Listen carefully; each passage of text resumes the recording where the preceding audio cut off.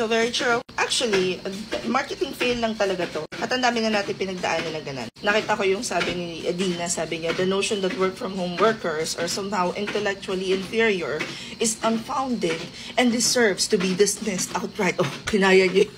Pero, ilimot ko na kung saan ko nabasa na book or quote ito. But, if you have a reaction to everything, like, you will continue to suffer if you have emotional reaction to everything that's said to you. I would choose the path where true power is sitting back and observing things with logic. It's restraint. Remember, guys, that if words control you, that means that you can be easily manipulated. We do not want these companies na merong 3-star daw sa Glassdoor.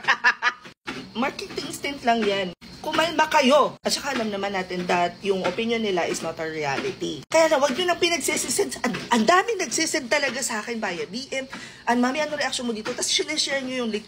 Wag nyo nang bigyan ng platform. Hindi nila deserve. Ayan, tuloy na pick up siya ngayon ng Inquirer. Tapos, diba? Now, my question is, number 1, yun bang si attorney, yung nasa video, meron na ba silang playbook na nakahanda to protect their employees na nandun sa videos? Kasi guys, una sa lahat, nung mapanood ko pa lang yung video, actually, hindi ko napanood yung mismong video, ang napanood ko na is reaction video, I think it was Mia. Kita nyo ba na nagbibilang sila? So they were like given, in 4 words, how would you describe Kineso Churcher? Ganyan. So, I mean, dun pa lang, hindi ko na masyadong napagtuunan ng pansin.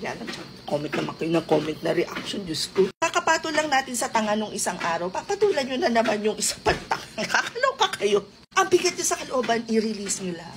Bayahan nyo sila. Okay, yun lang. Sige, nag-walking ako, tsaka maingay yata yung video ko gawa ng pag-walking. Mag 10,000 steps tayong lahat para hindi tayo, maging patola. Ganon.